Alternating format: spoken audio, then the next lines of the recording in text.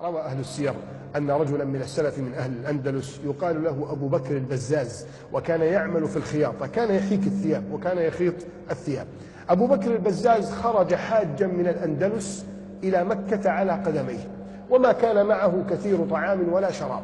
قال: وبينما أنا أطوف بالكعبة إذا بحزام ملقى على الأرض، وإذا فيه 100,000 دينار وعقد من اللؤلؤ الخالص. فقلت في نفسي: يا أبا بكر، إنك رجل فقير، لا زوجة عندك ولا مال لديك ولا بيت، خذ هذا فانتفع به. فقلت: والله لا آخذ هذا ولا أمد يدي إلى لقطة حرام في بلد حرام في وسط المسجد الحرام. فجعلت أنادي في الناس: أيها الناس، من فيكم فقد هميانا، يعني حزاما، من فيكم فقد متاعا؟ فما أجابني أحد. قال: فركبني من الهم ما ركبني، ومضيت مع الناس إلى منى. فلما وصلنا إلى هناك جعلت أنادي: أيها الناس، من فيكم فقد هميانا أو حزاما؟ فما أجابني أحد. قال: فصعدنا إلى عرفات فجعلت أنادي فما رد علي أحد. قال: وأصبت حينها بالوجع والألم والخوف الشديد أن أصبح هذا المال كله بين يدي وما أنا صانع به. قال: فلما عدنا بعد ذلك إلى مكة بعد أن جئنا إلى الطواف، طواف الحج، ناديت في الناس فما أجابني أحد.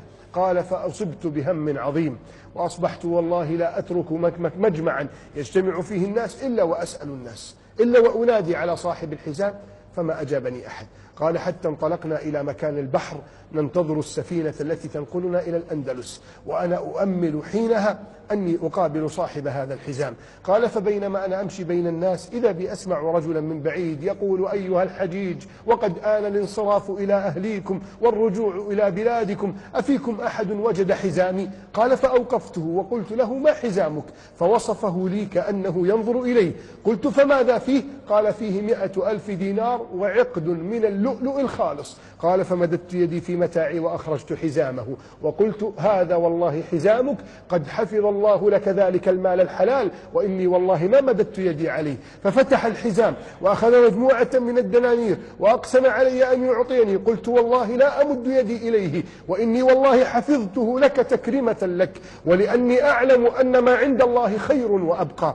قال: فبكى الرجل ودمعت عينه ورفع كفيه يدعو لي بما لذ وطاب من الدعاء، ثم ركب سفينته ومضى. قال: وبقينا في الميناء 3 أشهر ننتظر السفينة التي تنقلنا إلى الأندلس. قال: حتى جاءت سفينتنا فمضينا في البحر 6 أشهر، لعب بنا الموج وجاءت ريح عاصف فانقلبت سفينتنا وغرق أكثر الحجيج، وبقيت أنا ومجموعة نتمسك ببعض أخشاب السفينة وما ندري ما الله صانع بنا، في شدة ظلمة الليل وفي شدة سواد البحر، حتى أغمي علي فما أفقت إلا وأنا على شاطئ جزيرة على الرمل، والصبية الصغار يضعون الرمل على وجهي يقولون: عمنا مات، عمنا مات. قال: فلما فتحت عيني ذهب الصغار إلى داخل القرية ينادون الأشياخ على الجزيرة يقولون: لقد استيقظ الغريق، لقد استيقظ الغريق، تعالوا. فجاء الأشياخ فلما سقوني الماء وردت إلي نفسي وروحي قالوا: لي من أنت؟ قلت: أنا حاج جئت من بلاد بعيدة وقصدت مكة، ولما عدت انكسرت السفينة ومات الحجيج. قالوا: قد علمنا ذلك وقد رأينا بعض من نجا وبعض من مات، فمن أنت؟ قلت: أنا أبو بكر البزاز. قالوا: أبو بكر البزاز صاحب القرآن الذي في الأندلس؟ قلت: نعم. قالوا: الله أكبر، والله تلك الغنيمة العظيمة، لقد عوضنا الله. قلت: ويحكم يا قوم، بما عوضكم الله؟ قالوا: والله مات مقرئ قريتنا الذي يعلم أبناءنا القرآن، وأنت الآن تبقى في قريتنا تعلم أبناءنا القرآن. قلت: يا قوم، لي والد ووالدة وأنا من الأندلس. قالوا: قد كفيت ذلك، إنك في هذه الجزيرة لا يمر بنا سفينة إلا في كل سنة مرة، وإنك تبقى معنا عام كامل.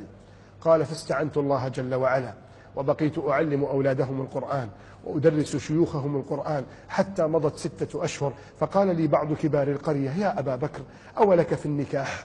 قلت: ومن يرغب عن سنة رسول الله صلى الله عليه وسلم، لكن لا مال عندي ولا مؤونة. قالوا: قد كفيت ذلك، إنا نزوجك بابنة شيخنا الذي كان يعلم أبناءنا القرآن، تلك والله فتاة حافظة لكتاب الله جميلة عندها المال والخير الكثير.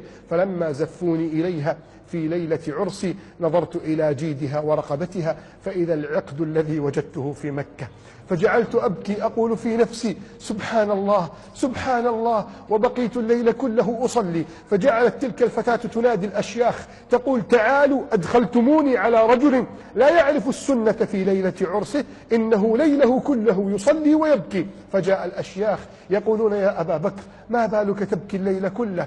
فلما جعلت أقص عليهم القصة وأقول إنني وجدت هميانا في كعبة الله جل وعلا وأنا أطوف وأنادي عليه فما يجيب أحد، فجعلت أحدثهم وعيون القوم تدمع فجعلوا يبكون بكاء شديدا. قلت يا قوم كنتم تصمتونني وأنا أبكي والآن أصمتكم وأنتم تبكون؟ قالوا والله يا أبا بكر منذ أن رجع أبيها من الحج وهو يدعو في سجوده يا رب زوج ابنتي للرجل الذي وجد العقد في مكة.